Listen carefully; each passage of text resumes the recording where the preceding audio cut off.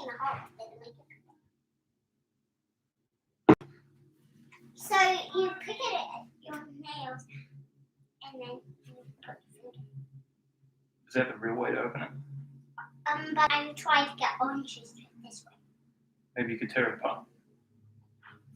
It's too hot. Okay. So what story are we going to read today, Hari, on our last story time? Why laugh? Because I've got to go back to school on Thursday. In fact, I'm going back to school tomorrow. So what one would you like to read?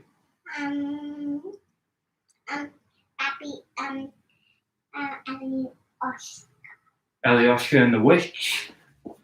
All right. Let's move a little closer for this one. What? So hopefully you're not saying this in reverse. I got a feeling you might be. This one's called The Witch. It's by Clotilde Perrine. And it's got this really boss fold-out element. Want some oranges? No, thank you. And if you take a look inside The Witch, it's got all her things. What do you see, Hari? Knives? Lots. And Dada, you want this and then turn that over. No, and that over. Yikes, what you got inside there? What is that? There's a kid in a cage. And what happens if you open up her mouth? And her. Can everybody see that? Yikes. Razor sharp teeth. And very large eyes. Anyway, let's begin.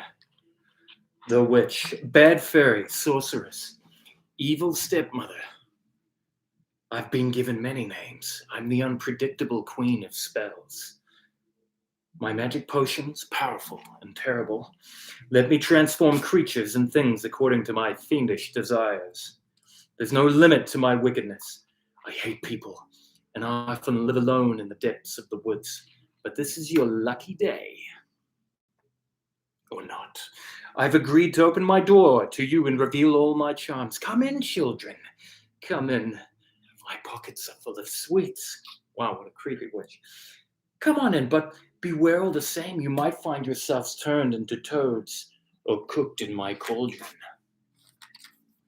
Probably heard millions of stories about witches cooking people in cauldrons, but I think that's quite a horrifying idea.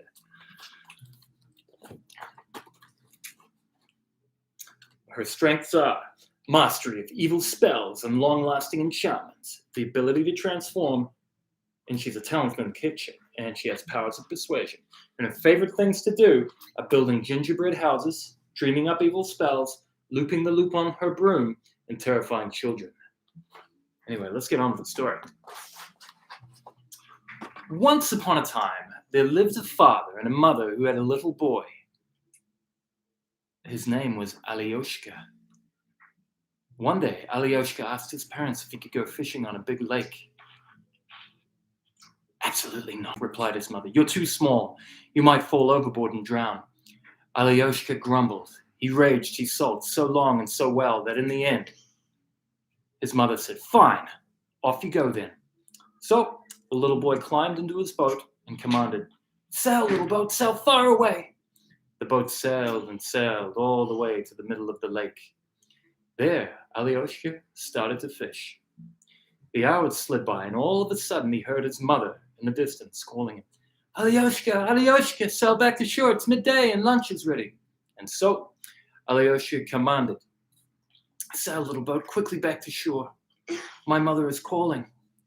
The boat returned to shore. Alyoshka jumped out, gave the fish he had caught his mother, ate and drank his fill, then his mother let him go out again. He climbed back into his boat and he commanded, sail, little boat, sail far away. Soon, Alyoshka was fishing again. The hours slid by, and all of a sudden, it was his father's voice he heard in the distance. Alyoshka, Alyoshka, sail back to shore. It's 4 o'clock and tea is ready. So Alyoshka commanded, sail, little boat, Sail quickly back to shore. My father is calling. The boat returned to shore. Alioshka jumped out, handed his father the fish he had caught, ate and drank his fill, then his father let him go out once more. He climbed back into his boat and commanded, sail, little boat, sail far away.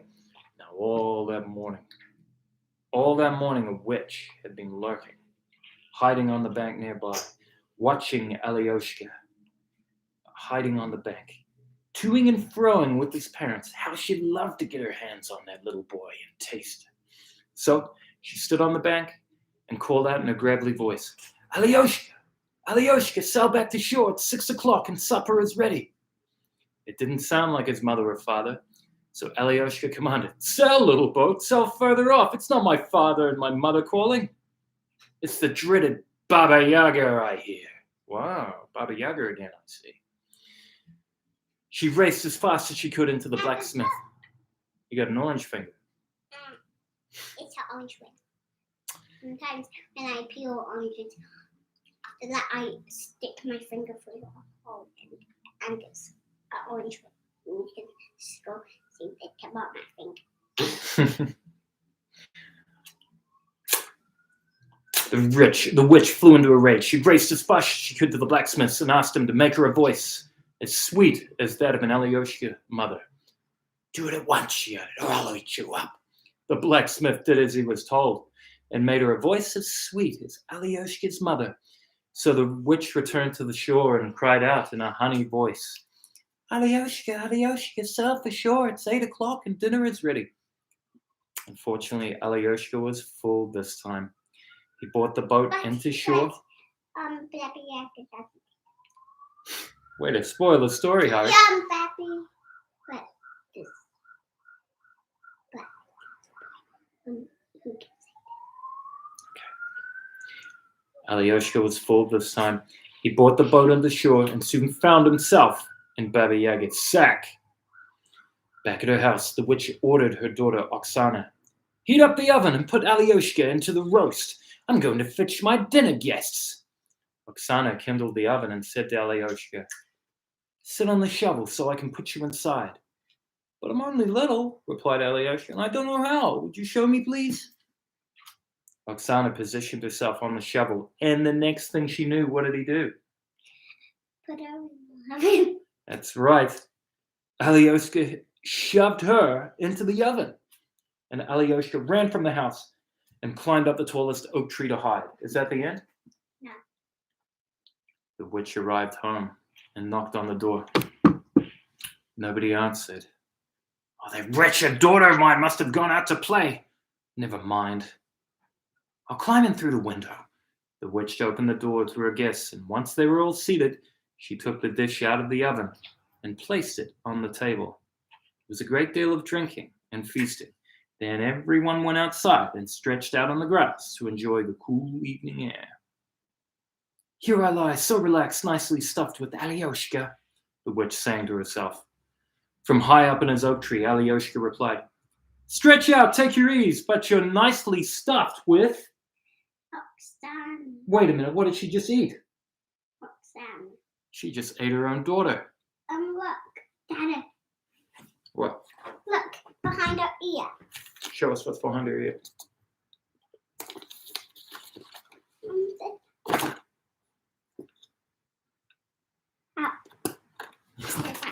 What was that? There's a little person caught up in her ear. In her hair. Good grief. The witch flipped up anxiously. I thought I heard a voice. It must have been the barn door creaking. Then she went back to her song. Here I lie, so relaxed, nicely stuffed with Alioshka. But Alioshka replied again, stretch out, take your ease, but you're nicely stuffed with Oksana, your daughter. Then the witch looked up and saw the small boy perched in the oak. She rushed at the tree, gnashing her teeth, and began to gnaw at the trunk. What does gnawing mean? Biting? Yeah, she's biting the tree down with her teeth. Gee, she's furious at losing her daughter and eating her own daughter. Imagine that. The witch ran over to the blacksmith's. As the tree was too tough and left her 2 front teeth embedded in it as she bit it, trying to cut it down. Whoa. So the witch ran over to the blacksmith's forge. Blacksmith! Blacksmith, make me some iron teeth at once or I'll eat you up. And the blacksmith made her 2 iron teeth. And the witch gnawed and gnawed and gnawed at the tree until it was ready to collapse. Alyosha, stuck up in the tree, about to be captured, he suddenly saw a flock of wild geese high in the sky. He called out at the top of his voice, wild geese, carry me on your wings to my mother and father and far, far away from Baba Yaga. The wild geese approached. One goose plucked him up and threw him onto his back. Yes! Escaped by gooses! Soon they were sitting down at home in his garden. Through the window, Alyosha smelled the delicious aroma of pancakes, and he heard his mother say, where could he be, our little boy? Our darling Alyosha. Come on, old man. Let's share his pancakes between us, and perhaps he'll sweeten our suffering a little. One for you, one for me. And what about me? Said Alyosha. Who's that calling? Asked his mother. Alyosha's father and mother, delighted to see their little boy, took him in their arms. Baba Yaga was never heard from again. And so here, the story of the witch ends. What was your favorite part, Harry? I like the bit where she's like trying to cut down a tree with her teeth. I like the bit when Alyosha shoves what's happening into the oven. Well, that's pretty morbid. But then Baba Yaga eats her own daughter. Is that horrible? But it's only the witch. What? Only the witch's daughter. It's still a human being, Harry. Yeah, but Alyosha doesn't get shoved in the oven. Yeah, that is a happy ending. Hey, thanks for joining us for the final story time before we head back into school. I hope you enjoyed some of the villains and some of the other stories we read. See you, Tenahiri, on Thursday. Over and out.